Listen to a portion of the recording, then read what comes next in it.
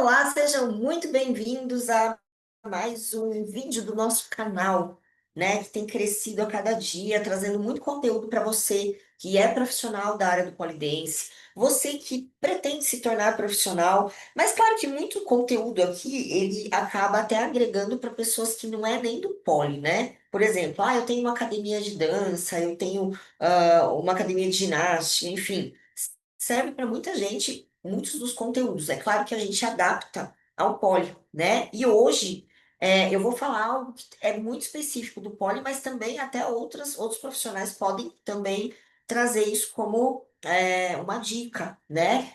Nós vamos falar de uma aula que eu acho que é uma das aulas mais importantes que o aluno pode ter, que o professor e empreendedor também pode ter, tá?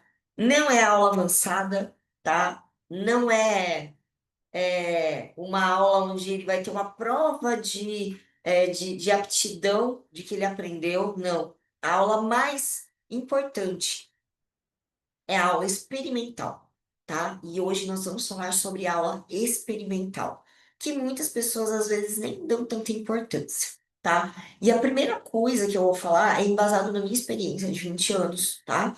É, eu não tive essa oportunidade de ter um profissional que já passou por muitas coisas, já errou muito e já acertou muito, né, que pudesse me orientar. Então eu tive que errar muito, eu tive que bater a cabeça muito, tive muitos acertos também, só que isso serviu para me fortalecer, para eu aprender e hoje estar aqui como missão de transmitir meu conhecimento para quem está começando, né? Para quem às vezes já está nessa jornada há um tempo, mas para que possa arrumar algumas coisas e evitar que o crescimento demore mais, né? Então, assim, é o que aconteceu comigo. Eu poderia ter prosperado muito mais, ter passado por muito menos desafios, se eu tivesse alguns conhecimentos, tá?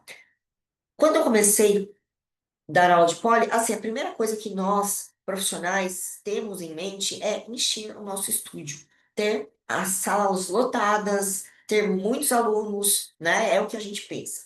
A gente não pensa em faturamento, isso aí a gente fala que é consequência do trabalho.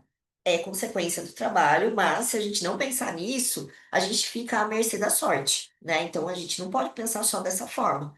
Nós temos que pensar que precisamos sim montar estratégias, porque nós que temos um negócio, a gente sabe que tem altos e baixos. Só que no momento que a gente está na baixa, é o momento da gente fazer algumas estratégias para não ficar muito tempo na baixa, né? Então, e isso vai de acordo com diversos fatores, épocas sazonais, o frio influencia muito no pólen. Então, a gente tem sempre, né? Não pode só deixar à mercê da sorte, né? Então, não é só essa questão. Mas só que quando a gente começa, a gente está tão empenhado em dar aula, em treinar, porque de início a gente quer treinar, só que acaba não dando tempo, porque a gente não sabe organizar o tempo, né? E a gente acaba falando, nossa, o dia é curto. E na verdade não é o dia que é curto, é a gente não sabe organizar o nosso tempo, de modo a otimizar as coisas e conseguir ter um dia produtivo, né? E isso acaba atrapalhando.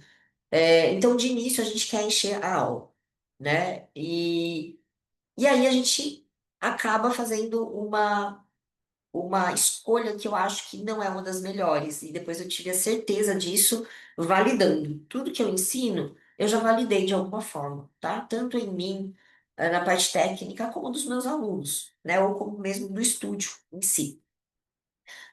O que acontece é que quando a gente oferece aula experimental, e eu vejo muitos estúdios fazerem isso, acabam oferecendo de graça.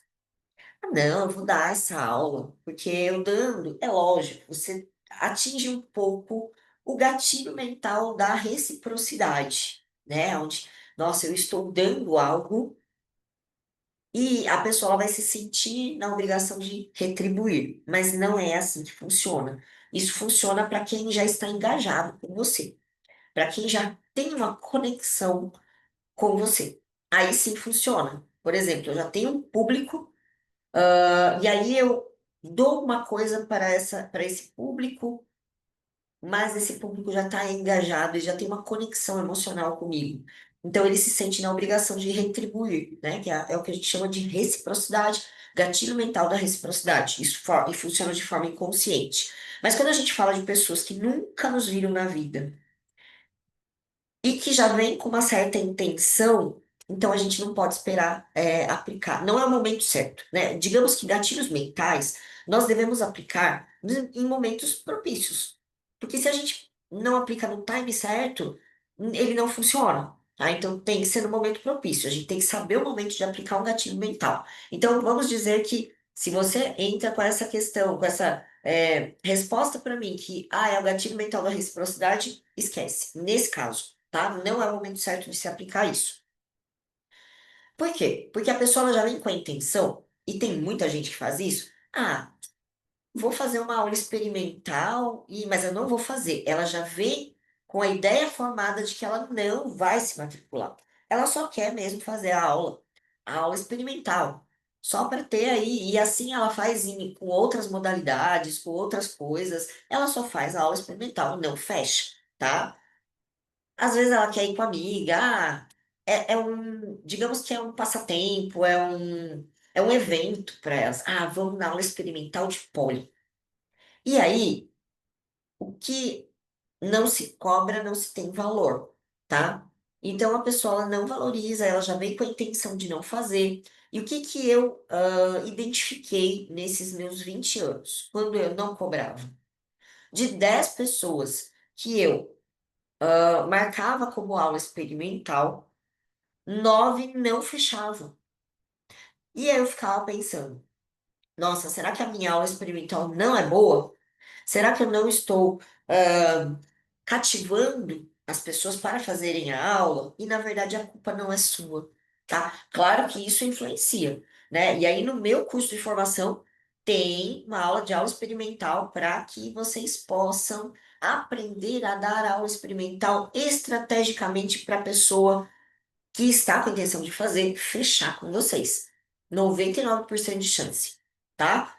Mas não vamos falar da parte técnica agora, tá? Da maneira como é aplicada uma aula experimental. Nós vamos falar nesse momento da questão de eu não valorizo quando eu não tiro do bolso e eu já vou com a intenção de não querer fazer.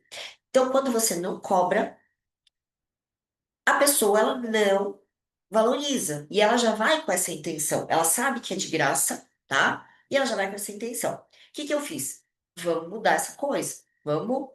Tá, você quer dar uma coisa, então eu vou dar uma opção, tá? Você quer cativar a pessoa ali, eu vou dar uma opção, mas primeiro a gente tem que filtrar pessoas que não têm intenção de fazer, tá? E quando eu comecei a fazer isso, tudo mudou. Eu comecei a cobrar, tá? Eu comecei a cobrar inicialmente R$ 30 a aula experimental, mas que seja 15, tá? Mas eu não aconselho. Que, gente, a aula experimental é uma das aulas mais importantes.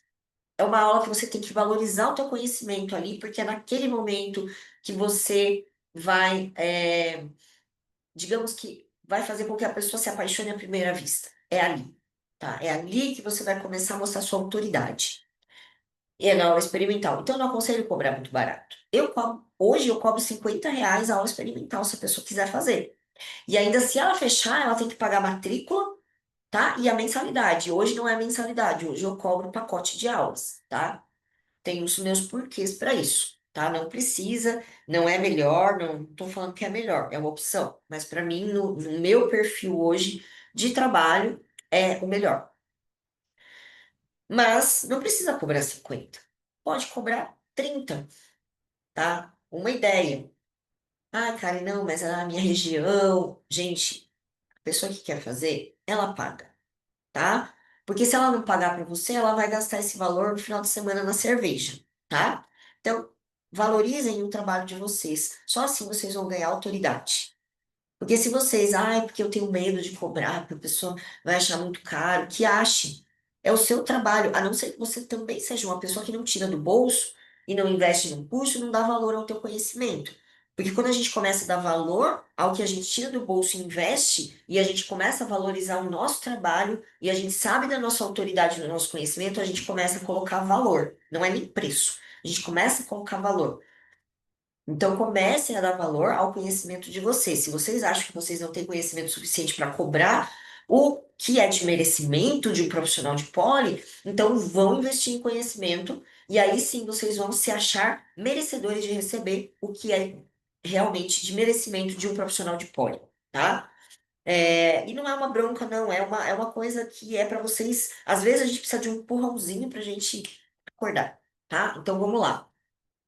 Depois que eu comecei a cobrar R$ 30, que é o que eu nunca cobrei mais barato do que isso, R$ 30 numa aula experimental, de 10 pessoas, que antes 9 não fechavam, de 10 pessoas, 9 começaram a fechar. E uma só que não fazia, porque às vezes não se identificou, isso pode acontecer, tá? Isso é uma média dentro do que eu vi na minha experiência, tá? Então a pessoa que ela vai que ela vai entrar em contato com você, e hoje a gente filtra isso porque a gente cobra. A pessoa ela já entra, ela fala: "Ah, qual que é o valor da aula?" Tanto, como que é? Aí você manda as mensagens, já começa por aí o teu trabalho. Você manda as mensagens, as informações do estúdio, os horários, os valores, né? E às vezes você não manda aula experimental, só que a pessoa ela vem. E quanto que é a aula experimental? E para fazer uma aula, ela não pergunta quanto é. Porque às vezes ela já tem a intenção que acha que é de graça, porque a maioria dos lugares é de graça.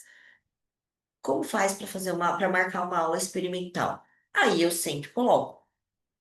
Para você fazer uma aula experimental, eu cobro um valor de R$ 30, no caso hoje é 50, cobro R$ 30, tá? Aí o que você pode fazer para cativar a pessoa, se ela tiver com intenção de fazer? Se você gostar, esse valor pode se converter na matrícula. Pronto, já é uma forma de você cativar a pessoa, já que você quer dar alguma coisa para que ela possa, de repente, se sentir na obrigação de te retribuir, se matriculando. Você pode falar, ó, eu cobro aula experimental. Se você fechar, ou se você fechar no mesmo dia, porque é legal a gente trabalhar também com o gatilho mental do imediatismo, tá? Se você fechar hoje, no dia que você fizer a aula, esse valor se converte na matrícula. Porque senão a pessoa, ela de repente, ela não fecha com você na hora e às vezes ela até desiste, ela só vai usar aquele valor. Então, uma forma de cativar a pessoa é fazer ela fechar naquele momento, no momento que ela está emocionalmente envolvida com a modalidade. Então, isso é muito importante, tá? É uma jogada de marketing aí para vocês conseguirem. Converter esse aluno de aula experimental em aluno fixo, tá? Então, uma dica que eu dou é essa: faça essa coisa de imediatismo, tá? Se você fechar hoje, esse valor se converte na matrícula, tá? Quanto que é a matrícula? Na época, eu cobrava R$ 30 de aula experimental, R$ 30 de matrícula. Eu já cheguei a fazer essa oferta. E aí a pessoa paga a mensalidade antes, tá? Ela paga e ela faz. Nada de vocês receberem depois, tá? Para quem está começando. Não façam isso, gente. Ah, eu vou deixar ele treinar, o aluno treinar o mês inteiro, depois ele me paga. Não façam isso, tá?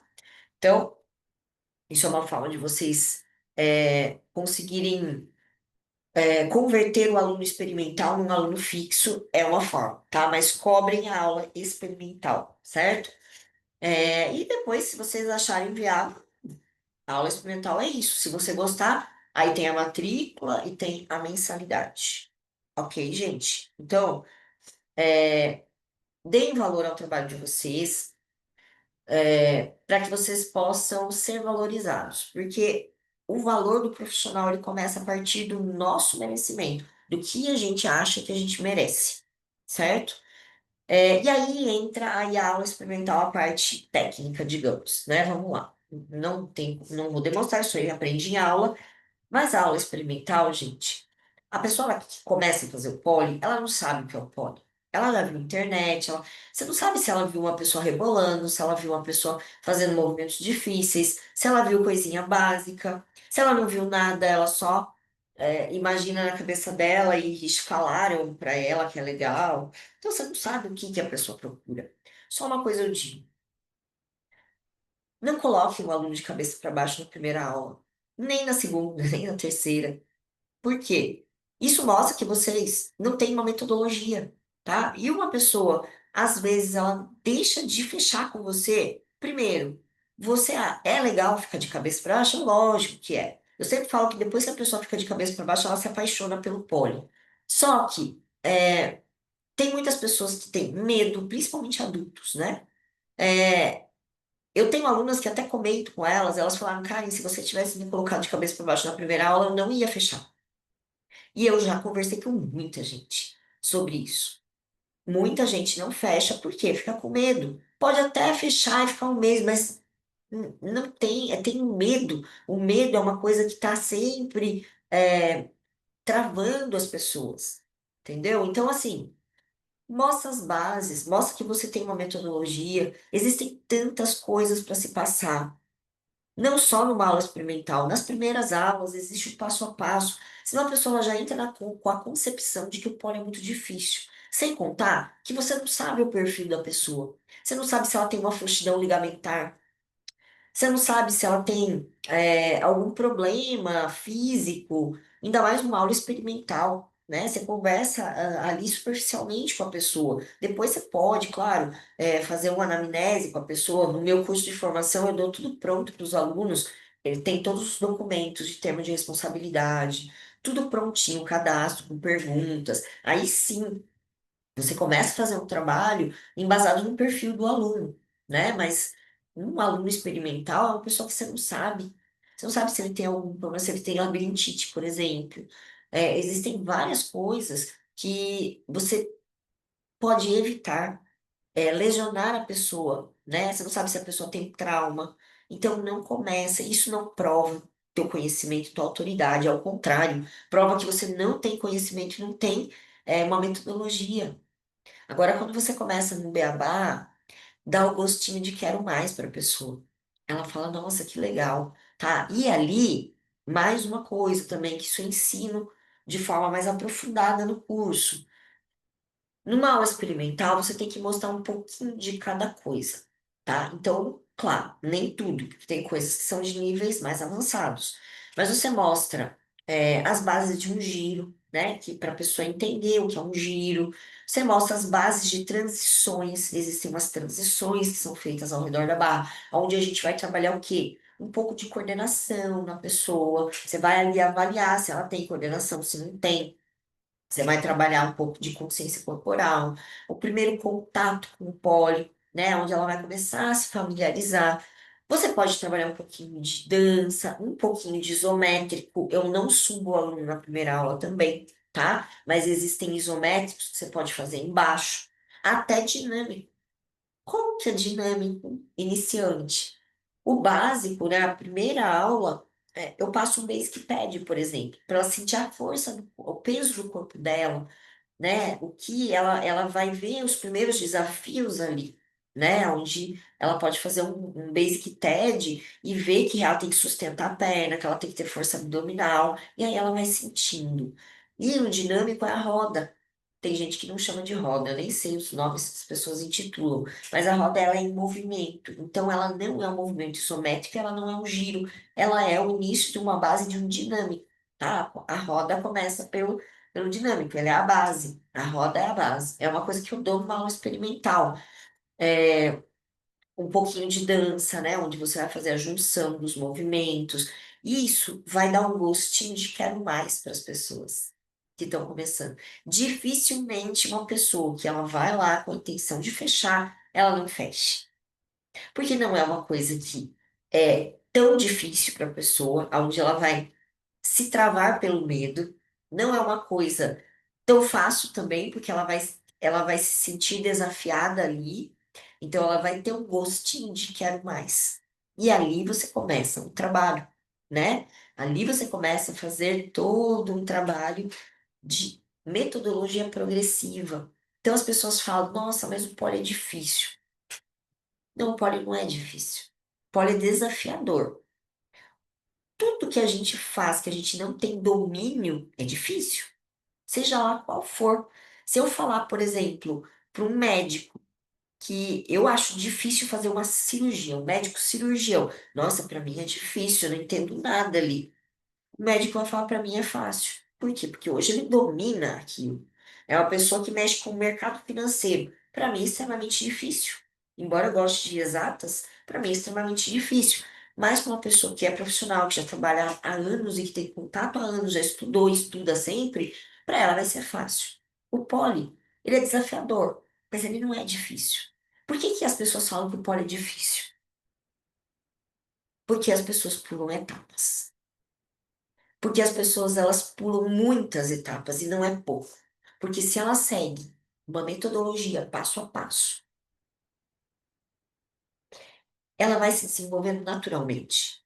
Ela vai ganhando consciência corporal naturalmente. Quando ela desenvolve passo a passo, ela vai ganhando força gradativamente. Ela vai ganhando amplitude e flexibilidade gradativamente quando ela faz um trabalho realmente progressivo. Tem tantas pessoas que batem no peito e falam: minha metodologia é progressiva e ensina a pessoa a inverter colocar de cabeça para baixo na primeira e segunda aula, terceira, quarta. Não, gente, eu nem faço subir na barra. Por quê?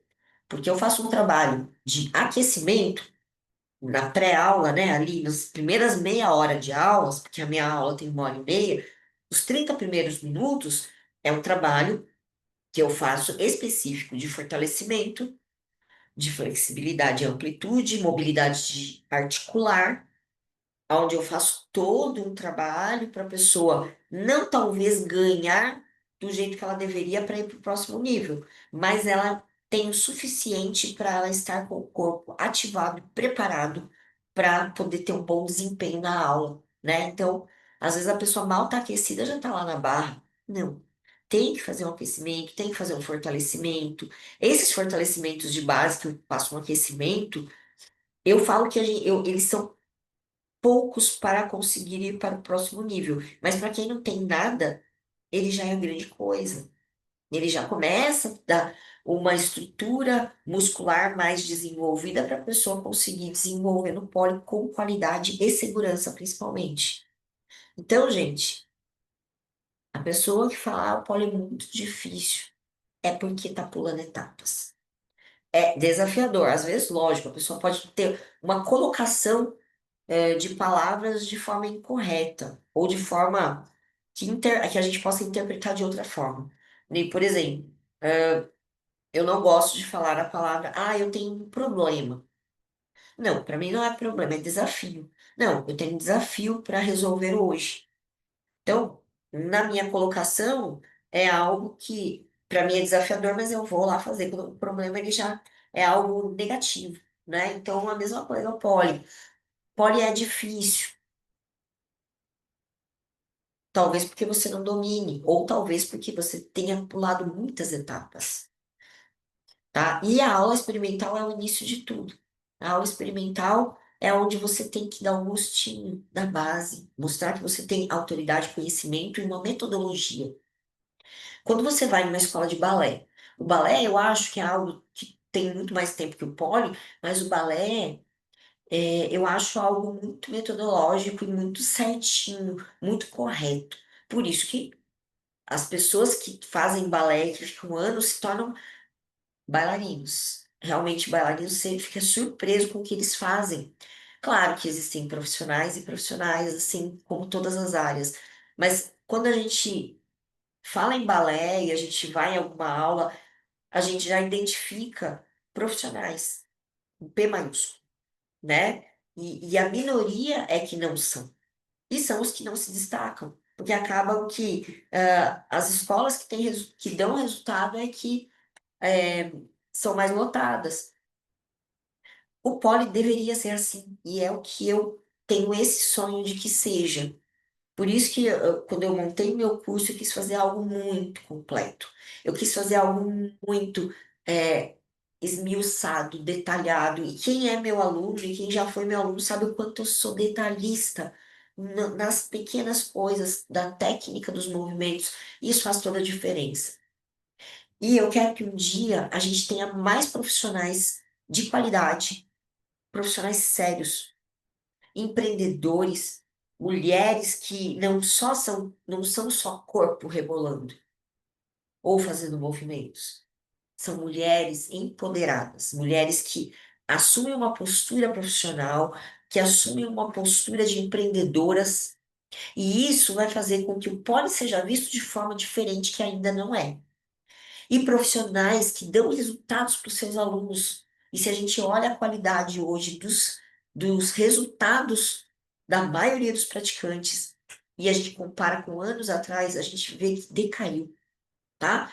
Claro que não estou generalizando, mas é o que eu falei. Hoje nós temos uma porcentagem muito maior de amadores e poucos são os profissionais que fazem curso, profissionais que investem, que são empreendedores, que têm resultados e que principalmente proporcionam resultado para os seus alunos. Agora, comparando ao balé, nós temos mais profissionais sérios que usam uma metodologia e seguem à risca aquela metodologia, que estudam e que dão resultado, e a gente vê pelo resultado dos alunos, e uma minoria que são amadores. É isso que a gente tem que mudar, gente. É o que eu estou batendo nessa tecla e é o que eu estou acreditando. Eu cheguei a um momento, eu comecei a trabalhar com profissionais, depois eu parei. Vocês podem olhar nas minhas redes, porque eu falei, meu, acho que não tem jeito. Eu acho que as pessoas têm consciência de profissionalismo, do que é ser profissional. E muitas pessoas se acham profissional e não são, entendeu? E eu não é querer me gabar ou não me gabar. Gente, eu tenho 20 anos de experiência, eu sei o que eu tô falando. E as pessoas que me acompanham sabem da seriedade com que eu levo a minha profissão. Então, eu não estou falando balela, eu estou falando a realidade. Só não enxerga quem não quer. Só coloca a venda nos olhos quem não quer enxergar a realidade, tá? É que tem pessoas que eu sou professora, nunca fez um curso, coloca o aluno de cabeça para baixo na primeira aula, se intitula professor, se intitula empreendedor, mas não sabe gerir um negócio, não sabe investir num curso para poder se atualizar, sabe? Leva de forma realmente amadora. Você manda mensagem. Gente, olha, isso aí eu posso dizer que 90% das pessoas, e eu entro em contato com muita gente do Poli, 90%, eu mando mensagem e não me responde. Ou começa a falar comigo e depois não fala mais. Um século depois fala, ai, Karen, desculpa, mas eu não tenho tempo nem para respirar, nem para treinar, não consigo nem responder mensagem. Gente, responder mensagem é uma coisa que, se você tem um negócio e você não responde, você não atende um telefone, você não responde uma mensagem, um e-mail, gente, que profissional que faz isso, nenhuma empresa. Você pode ligar nas empresas por aí, não existe uma empresa que não tenha um atendente, uma pessoa que responda. Que se o empreendedor lá, o CEO da empresa não pode responder, tem alguém que responda por ele. Mas tem que responder, gente, porque ó, você perde clientes, alunos, você perde oportunidades, e sem contar que você está faltando com respeito das pessoas que estão querendo falar com você. Eu acho desrespeitoso as pessoas não responderem. Demorar para responder, tudo bem, às vezes a gente está na correria mesmo, faz parte, né? Eu, na minha gestão de tempo, eu não fico o tempo todo respondendo. Eu tenho os dias, por exemplo, os meus mentorados, eu tenho o dia certo que eu trabalho com eles. Eu tenho toda uma organização para não sair do controle, para eu não faltar com as pessoas, para manter a qualidade. Por isso a gestão de tempo é importante, para a gente manter a qualidade no nosso trabalho, no serviço que nós oferecemos para as pessoas que depositam credibilidade em nós, tá? Eu sei que eu mudei um pouquinho o assunto, mas a parte da aula experimental ela dá gancho para esses outros assuntos, tá? E ela também não é tão extensa, né? É basicamente isso, certo, gente? Então, voltando aqui na nossa aula experimental, deem valor, porque ela é uma das aulas mais importantes e é o que vai trazer novos alunos para o seu estúdio, para o seu negócio, tá? Com relação à outra parte que eu falei, vamos nos unir vocês, mulheres empreendedoras, e vamos formar uma comunidade de profissionais, tá? E eu estou aqui porque a minha missão hoje é estar com vocês. Profissionais que estão começando agora, profissionais que vão começar e que já comecem da maneira certa, e profissionais que já estão há algum tempo. né? A gente tem que ser humilde o suficiente para às vezes a gente ver que tem coisas que a gente tem que arrumar. Nem tudo a gente é dono da razão e nós não somos dono da verdade e sempre a gente tem que melhorar. Eu não sou, ninguém é. Então a gente tem que ser muitas vezes humilde para reconhecer e falar, putz, meu, deixa eu ouvir quem sabe mais, quem já está na jornada há mais tempo, quem já chegou aonde eu gostaria de chegar um dia, certo? Então é isso, gente. A aula é essa, né? É uma aula, né? Na verdade é um vídeo do canal, mas acaba sendo uma aula. Espero que vocês tenham gostado. Curta, compartilhem, comentem e se inscrevam no canal, ok? Um grande beijo e até a próxima.